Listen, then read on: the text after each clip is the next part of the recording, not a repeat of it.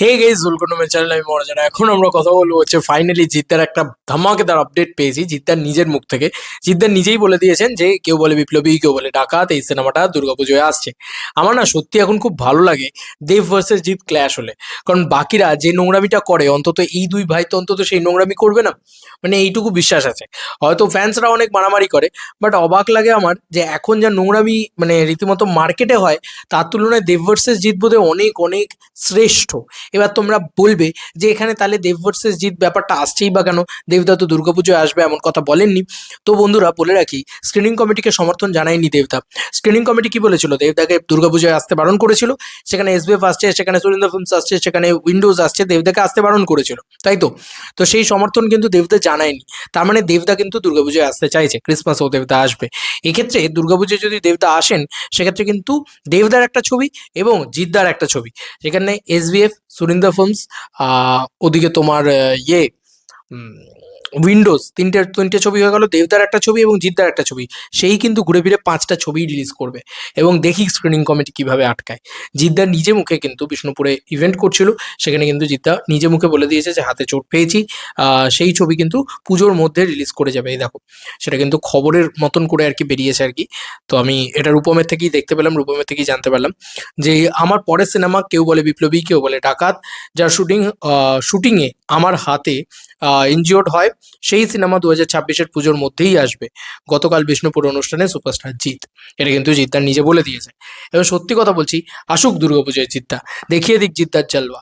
জিদ্দা তো ফেস্টিভ্যাল পায় না, তো জিদ্দা যদি ফেস্টিভ্যালে পায়, প্রপার ফেস্টিভ্যাল পায়, তাহলে দেখতে পাবে যে জিদ্দার বক্স অফিস কী হতে পারে।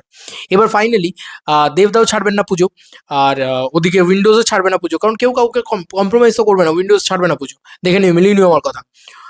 এবং ওরা চেষ্টা করবে কি নোংরা একটা সিনেমা বানিয়ে যাতে আহ, লড়াই করা যায়, মারামারি করবে, ঠিক আছে, এইসব করবে ওরা। কিন্তু জানো তো একটা জিনিস কি বলো তো, ওরা সিনেমা বানানোর দিকে মন দিচ্ছে না। ওরা ভালো সিনেমা বানালে কিন্তু ওরা ফাটিয়ে দিতে পারে, সবাইকে হারিয়ে দিতে পারে, কিন্তু সেটার দিকে মন না দিয়ে ওরা মারামারি করার দিকে মন দিচ্ছে। যাই হোক, আর উল্টো দিকে এসবিএফ রয়েছে। যদি একেন বাবু বা সপ্তডিঙার গুপ্তধন কিছু একটা নিয়ে চলে আসে এসবিএফ, তাহলে ব্যাস ওটাও একটা বড় ছবি।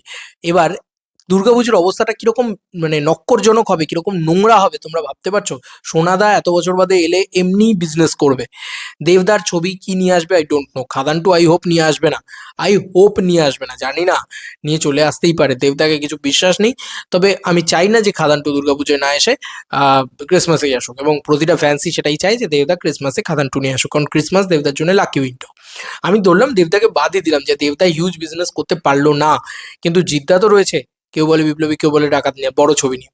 ওদিকে শিবুদা রয়েছে, এদিকে এসবিএফ রয়েছে, তারপরে আর কে রয়েছে? সুরিন্দর ফিল্মস। সুরিন্দর ফিল্মস সম্ভবত পাখি বা এরকম কোনো একটা ছবি তারা নিয়ে আসবে হয়তো, সম্ভবত। না আনলে, সুরিন্দর ফিল্মস না আনলেও যদি একজন কমেও যায়, তাও কিন্তু 4টে ছবিই রিলিজ হচ্ছে সেই পুজোয় উপলক্ষে।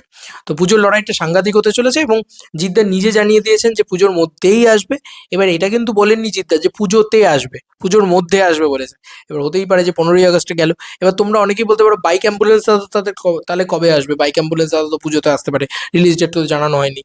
আমার মনে হয় বাইক অ্যাম্বুলেন্স দাদা 15ই আগস্টেই আসবে, কারণ পিছনে গানটা যদি ভালো করে লক্ষ্য করে দেখো, সেখানে জনগণ মনে চলছে। তো এটা এমনই একটা সাবজেক্টের উপরে সিনেমা, সেটা 15ই আগস্টই একদম পারফেক্টলি টার্গেট করছে, এবং ভালো ভালো টাইমিং আর কি। 15ই আগস্ট টাইমটা একদম বেস্ট টাইমিং। তো দেবদা ওই টাইমে গেলে সব থেকে ভালো। তো ওটা 15ই আগস্টে আসবে। এবার জিদ্দা যদি 15ই আগস্টে আসে, ওটাও কিন্তু প্যাট্রিয়টিক ছবি। জিদ্দা যদি 15ই আগস্টে আসে, সেক্ষেত্রে কিন্তু মানে জিদ্দা বলেছে পুজোর মধ্যেই আসবে, মানে সেটা হতে পারে 15ই আগস্ট আসলো, হলে পারে পুজো আসলো, এরকম একটা ব্যাপার। এবার যদি 15ই আগস্ট আসে, তাহলে দেব ভার্সেস জিৎ 15ই আগস্ট ক্লাসটাতে হয়ে যাবে। তবে আমি চাই না সেটা হোক, আমি চাই দুর্গাপুজোতেই আসুক দুজনে, এবং আলাদা ছবি নিয়ে আসুক।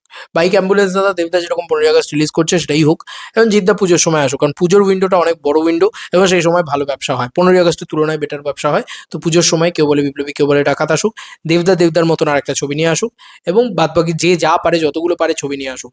আমার কাছে কথা হচ্ছে ব্যাস এইটাই হচ্ছে বেসিক কথা। এবার তুমি যদি বলো যে কেন এতগুলো ছবি নিয়ে আসছো কেন, ভাই কেউই যদি কম্প্রোমাইজ না করে, তাহলে ভাই বাকিরাই বা কেন? মানে তুমি বলবে যে দেব কেন কম্প্রোমাইজ করবে, তুমি বলবে জিৎ কেন কম্প্রোমাইজ করবে, তাহলে বলবে শিবুদাও বলবে, শিবুদা বলবে যে আমি বা কেন কম্প্রোমাইজ করবো, এসবিএফ বলবে আমি বা কেন কম্প্রোমাইজ করবো। নে ভাই সবাই মিলে এসে মারামারি কর, এটাই আমার মনে হয়, ঠিক আছে? তো আমি মানে প্রচন্ড হ্যাপি হব যদি জিদ্দার নিজে কনফার্ম করে দেয়।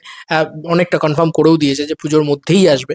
সেক্ষেত্রে ওই বলে না যে একটা 80% চান্স কোথাও গিয়ে ধরে রাখাই যাচ্ছে যে পুজোতেই কেউ বলে বিপ্লবী, কেউ বলে ডাকাত আসছে। তাই কিন্তু সাংঘাতিক একটা হবে। কিন্তু আমি বারবার বলছি যে দেব ভার্সেস জিৎ এখন আর হয় না।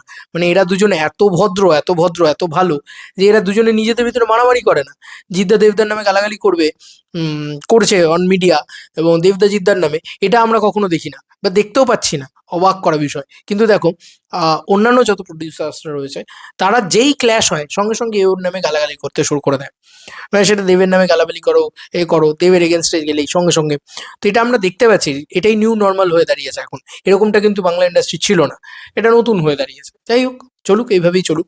তবে জিদ্দার সাথে ক্ল্যাশ হলে আমি বড় হ্যাপি হবো যে ভাই নোংরামিটা কম হবে, অ্যাটলিস্ট নোংরামিটা কম হবে টলিউডে দেবদার সাথে জিদ্দার ক্ল্যাশ হলে। যাই হোক, তোমাদের কার কি মতামত এই এন্টার ভিডিওটাকে নিয়ে জানিও কমেন্ট সেকশনে। জিদ্দার আপডেট তো খুব কম পাওয়া যায়, যখন পাওয়া যায় ঝাঁপিয়ে পড়ি ভিডিও বানাতে। চলো বন্ধুরা, নতুন কোনো ভিডিওতে দেখা হবে।